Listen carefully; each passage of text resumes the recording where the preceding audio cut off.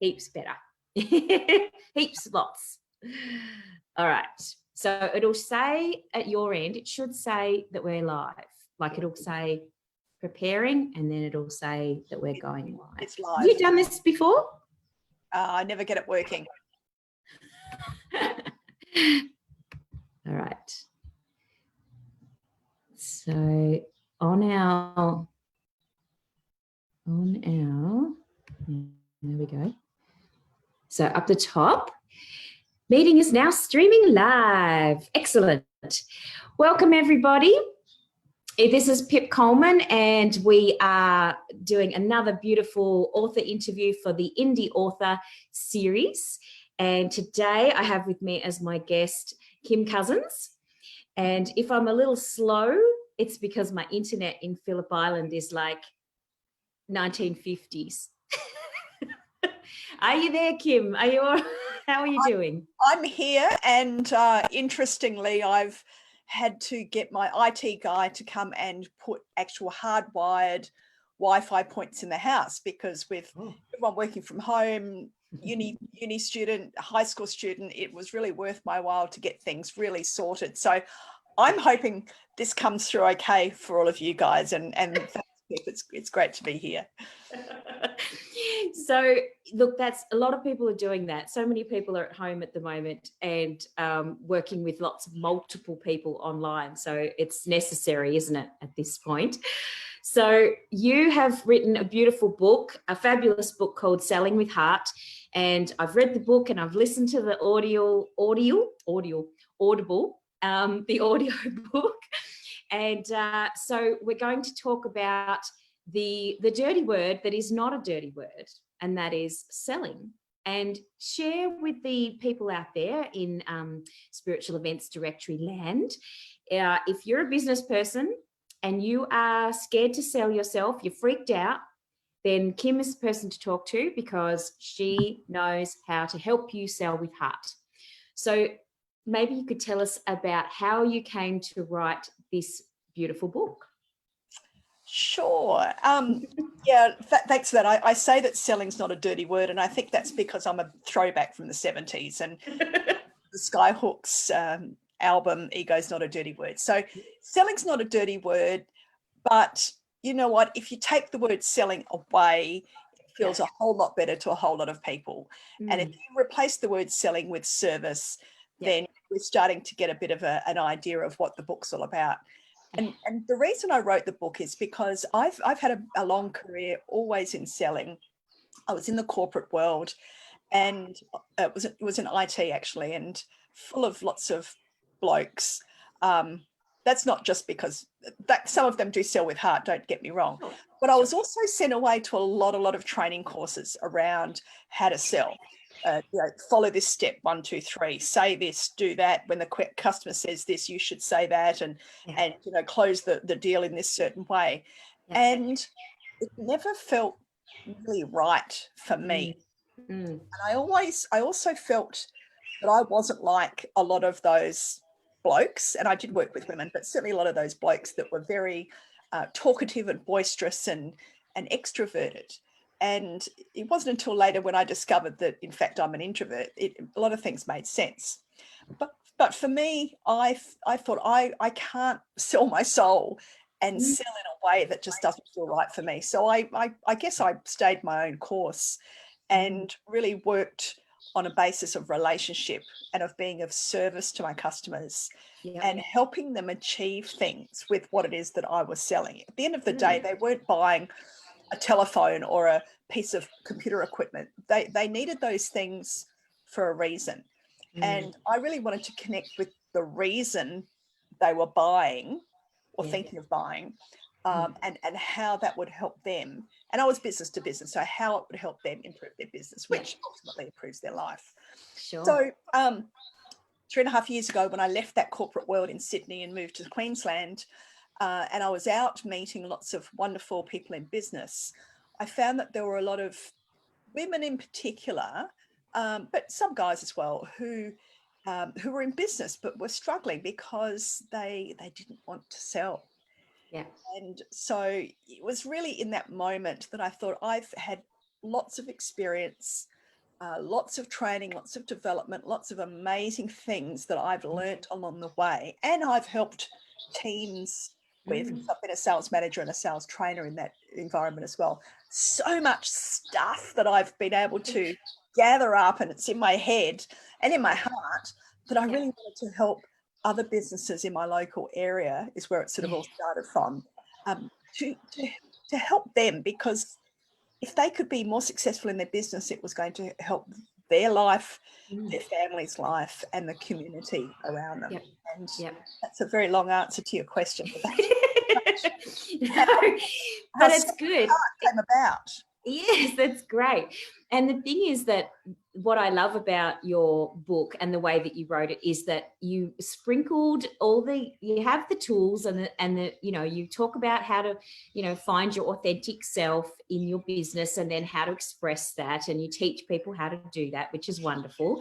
And I love how you sprinkled your story, how you actually started out in sales way back when you were a little girl, when you actually were selling, you had your own roadside stand that you were when you were selling, things to your neighbours, which I think is a really lovely thing. A lot of people did that when they were kids, but not everyone was good at it, So yeah, I just thought that was really beautiful, the way that you kind of sprinkled your personal story throughout your book, so that you could actually see how you've applied the tools that you've learnt over the years, and that was beautiful. So so I think that's great. Was that hard to do? Do you feel like that was hard to do, to put your story into it?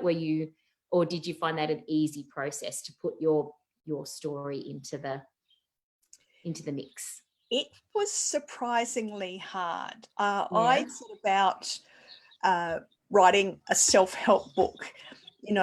These are the things that I've learned. This is what I think would help you, and this is what you're going to get from it.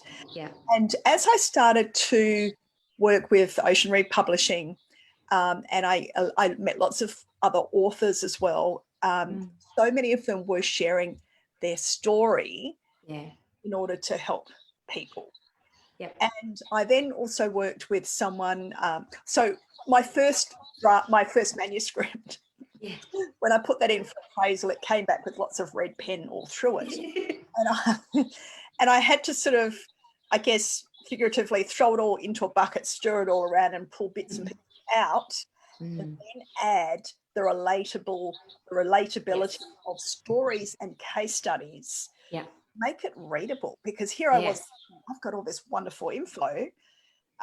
It really took other people from the other side to say, yes, but it needs to be in a readable format that's going to engage people. And of course I knew that, but you just forget that. So in the process of putting some of my,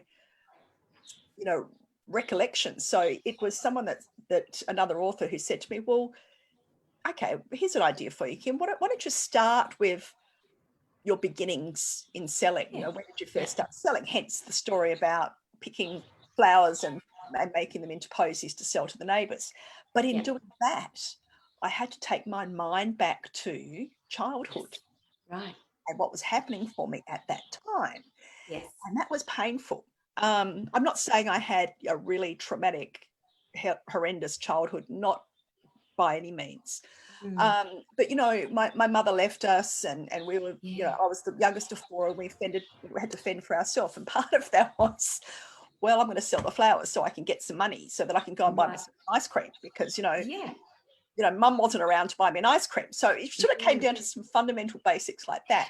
That when you think about it, all around the world, so many kids start that way because they don't necessarily have a hell of a lot given to them at that time. So yes, it was painful. There were a few tears along the way when I sort of went through some of that in the beginning, and I was a little hesitant to put that in writing, because I thought, who's going to read this? Maybe my family. I don't want to sort of upset anybody. And then I thought, well, you can't change anything. Right. Both my parents are deceased, so I wasn't going to upset them, and I guess my siblings, they were part of that. So it was all part of telling my story and my truth. Yes. I thought it was so beautiful.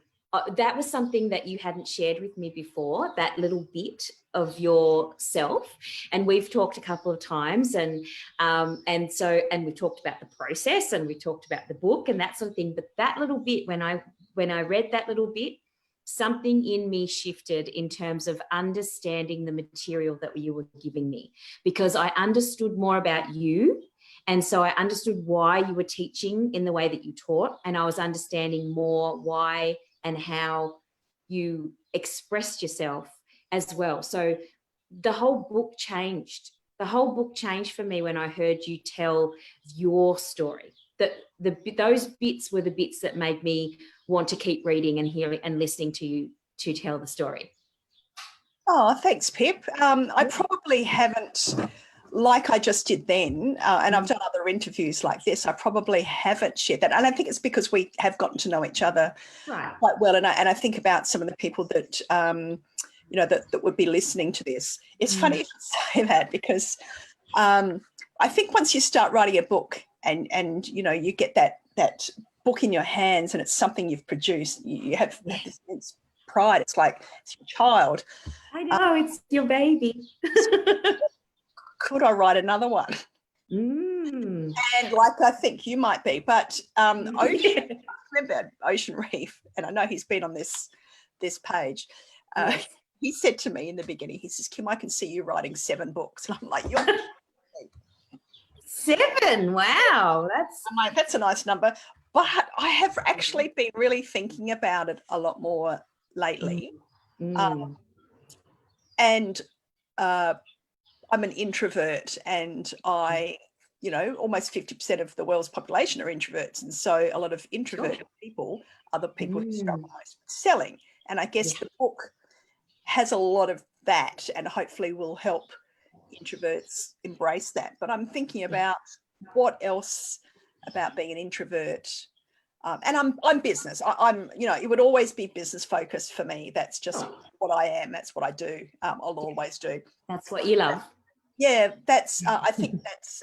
What else is next that would help an introvert in business? Yes. So if anybody's got any ideas, feel free. Yes. Wow, that's very interesting.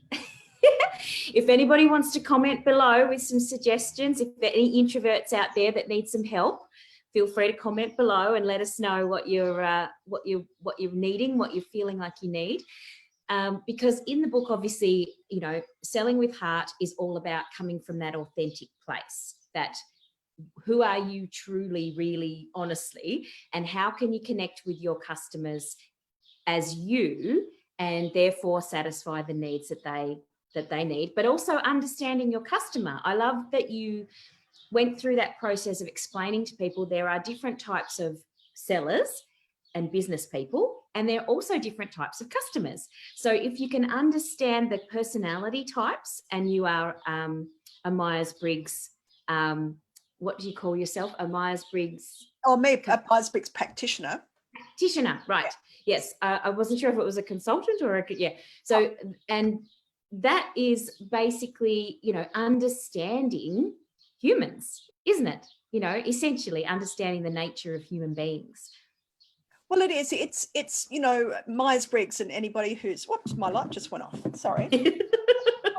Go off. Oh, there we go. That's what happens in a live. Didn't need it. My light went off. A lot of people will say, well, Myers-Briggs is all about pigeonholing people and giving them labels and what have you. And look, I understand that. But what it does is that it helps you understand patterns of behavior. Right. And yes, even within the 16 different personality types, there are many, many different facets, different sliding scales. So, for example, I'm an introvert, but I'm a very expressive introvert right off that end of the scale. Whereas if you think of an introvert who is always very quiet, you think of a computer nerd. I mean, a stereotype of a computer nerd is that they're very quiet but if you ask them a question about something that they're very knowledgeable about, very passionate about, you can't shut them up. But the patterns of behavior is really what that is all based on. And if you have, when you're dealing with customers, learning to recognize some behavioral patterns will help give you clues as to how they best like to communicate or how they like to make decisions. So people make decisions. How they like to buy. How they like to buy, the decision-making process. So they make decisions based on thinking or feeling. And so if I'm selling, I want to try and match my language with that of my customers. And exactly. Ultimately, the emotion and the feeling piece is what's going to get the most leverage around helping them to see the benefits of what it is that you're selling to them. Yeah, and that's the thing, isn't it? Like, if you can get to the crux of that, if it's clear because of your knowledge from the book, you can actually get that information from the book, understand the key kind of personality types, and then you can speak their language. Yeah. That's the key, isn't it? Because you need to be able to speak. You can't just speak to just your type of customer all the time. It's not always your type of customer or your personality type talking to you all the time. So it's helpful to understand the other types of people that are out there. Absolutely. Yeah, that's great. So when you were writing the book, did you find that there was information that was more helpful? Like, what would be your sort of top 3 things that you think would be helpful for someone who wants to sell with heart, sell more effectively? Yeah, selling with heart is being able to connect with your customers' values, their heart-led values. Yep. In a way that is you being of service to them, because selling is all about a positive intent. When you sell something to someone, a product or a service, you're selling something to them that's going to help them improve their business or their life or their customers' lives or businesses. And if the negative stereotypes of salespeople are those that where they're trying to sell something, like trying to fit a square peg in a round hole. They're trying to sell something the customer doesn't want or need. Right. Yeah. But if you really believe it in what it is that you have and you understand fully the outcomes that your customer will get from working with you or buying from you, it's your role to help them understand how the value in their eyes. Yeah. The what's in it for me. Absolutely. So like look, you may think you're selling, we always talk about features and benefits. It's not just benefits. I know what the benefits are of what I do, but I have to connect that with what the customers experience so that they understand the value for them, not that type of customer. I can't say, if you've got an ideal customer, what you're selling to customer A, what the value that customer A sees from working with you can be very different from what customer B sees as value in working with you, even though your product or your service is exactly the same for customer A. From their perspective, what they get from it can be quite different. So you've got to learn, it's through your questions and know them and their current situation, and really thinking about what is the need behind the need. There's always a reason. Like layers of an onion, there's always something underneath, isn't there?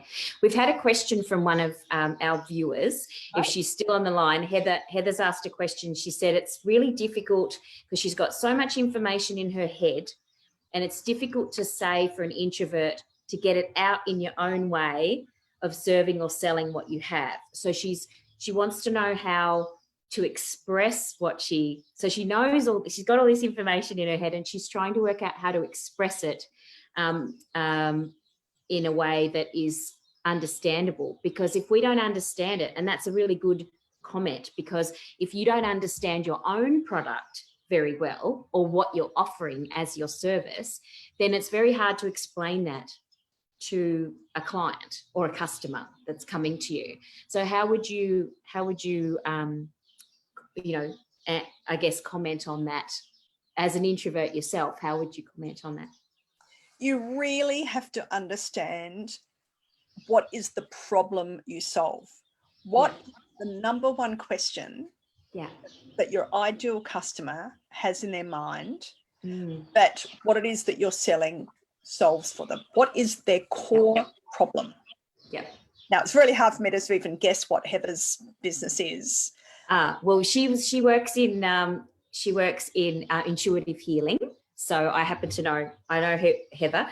So she works in intuitive healing. She's an artist as well, but she does alternative healing, natural therapies, Reiki, that sort of thing. So, what I guess the question is, what is the pain point of her, and obviously there's lots of different pain points that people have. So, so would you say that you need to just sort of dive into your own service and look at, because everybody's going to have a different pain point. So how would you find the pain point that is your thing? So intuitive healing can solve a number of problems. Yes. I'm guessing. Yes. I had a thought there about it, was how can I, you think about, what is your customer asking? How can I be pain-free? How can I overcome a loss? How can I think about all those things that a customer is asking? How can I solve ... Yeah. And from your not sleeping, or if they're feeling anxious, or correct. How can I overcome anxiety? Yeah. Okay. That's a big one at the moment. That is a very big one. How can I become more optimistic about the future? That's a really so think about, I'm just sort of looking at some of my notes here, because I was going through this the other day. It's the things that you'll say to them is it's part of it is that your excitement to answer that question. And there are answers that come easily. If the answers don't come easily for you, then maybe you don't have a solution to that problem. Oh, that's an interesting way of thinking about it. Yeah, and the answers are in your DNA.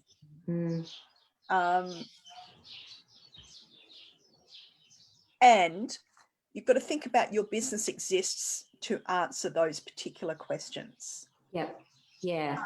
So that's interesting. Yeah. So a lot of people come to me and say, I just don't know what to say. And the first thing I say is, don't say much, ask a lot of very good questions. Yeah. And so if Heather has a client that is anxious, then Heather needs to ask a lot of questions in a way that leads to what it is that she's selling. And connect with, most importantly, not just how the customer can overcome anxiety, but how that customer will feel when they've overcome the anxiety. Right. Yeah. If you can connect, selling with heart is connecting with that feeling that they're going to get from the outcome that they receive, that they derive from working with you. Yeah. Great. And they may not even know what that feeling is that they're looking for. Sometimes I find when I'm talking to clients, they don't actually know quite what they want. They just don't want to feel anxious anymore. So you kind of asking them questions about, what would you prefer to feel like, what sorts of emotions would you prefer to have, and they can say, oh, I want to feel calm, or I want to feel relaxed, or don't want to yell at my kids anymore, or, I don't want to be lying awake at night and not being able to sleep, and so those are the things that you would talk about in terms of, well, if you came and had a Reiki session, for example, you would feel less anxious, and therefore you'd be able to sleep, and therefore you'd be able to be calm with your kids, and therefore you'd be able to, so you actually just reflect back to them that your service can resolve the issue that they're coming with. Is that what you mean? It is. And it's almost like you're coaching in that moment as well. Yeah. I think it's interesting you said that they may not know what not being anxious feels like or looks like. Right. Especially if it's been going on for a long time and they haven't addressed it. I find some people really just don't even know how to conceive of that.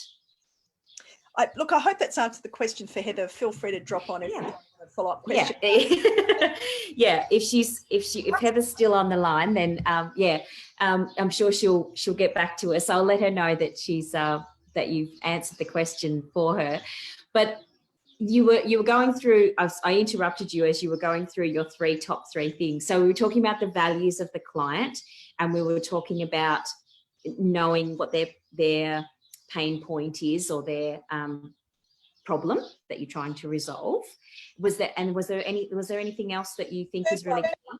Yeah, the third one is the belief in what you have is going to solve that, because if you don't believe it, you're trying to sell anyway, that's when you come across like those other salespeople that and that's where that's there's no integrity in that. There is no heart in that. You know, it's okay to sell, because selling is service. And if you think about, I mean, if I asked you, Pip, if I said to you, give me 2 or 3 words that describe a salesperson, what would you say? I would, if you said a salesperson, I would say someone who is pushy and loud. You know, someone who is quite confident and sort of, you know, that talks the talk. You know, that's what I would, if you were talking about a tradition, you know, that sort of traditional view of a salesperson. Yeah. And Pip, you know me well enough, and you know that that's exactly what the book's all about.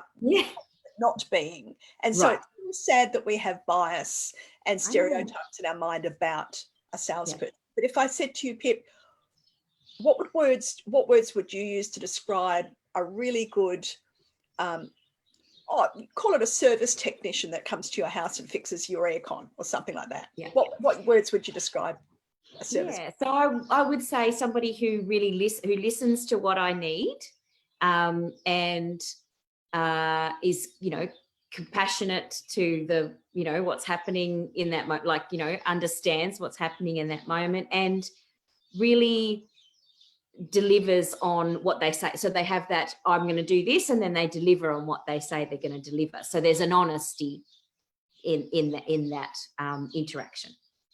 And so if you had that knowledgeable, compassionate, trustworthy service technician out at your house to fix your heating or your air conditioning, and they said, look, I'm sorry, Pip, it's too far gone, you need to spend $2,500 on a new air conditioner, what would you think?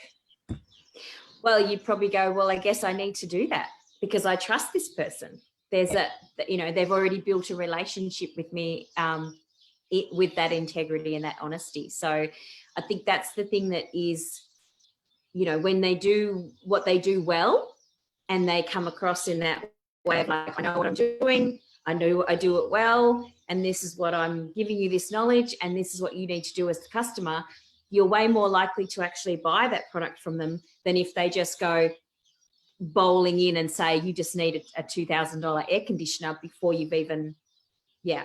And then the same goes with a service like, you know, a wellness service. You know, a lot of the people in the spiritual events directory are wellness people, or at least interested in wellness. And so if you have a service that you're offering somebody, it's definitely going to be, you know, something that is going to take away their pain, because that's why you came into this industry in the first place, because you wanted to help people to not feel like they're in pain anymore. And that's part of, you know, presenting, you know, someone with that wellness service, presenting themselves, their personal brand, whether it be on Facebook or LinkedIn or whatever the best place would be, if it's an online personal brand, for example, as that trustworthy, service-related person that can educate and provide insights. And that foundation of trust comes from connecting. So all of those things that you use to describe a service person, that's what a salesperson is. That's what a true person sounds like. And so what you described at the beginning, unfortunately, is stuck in our mind because Hollywood had given us movies that say salespeople are like this, which is like revolting, and we're not. What we are service people that don't fix air conditioners, but do fix problems through knowledge, insights, education, and human-to-human connection. Yeah, that's fantastic.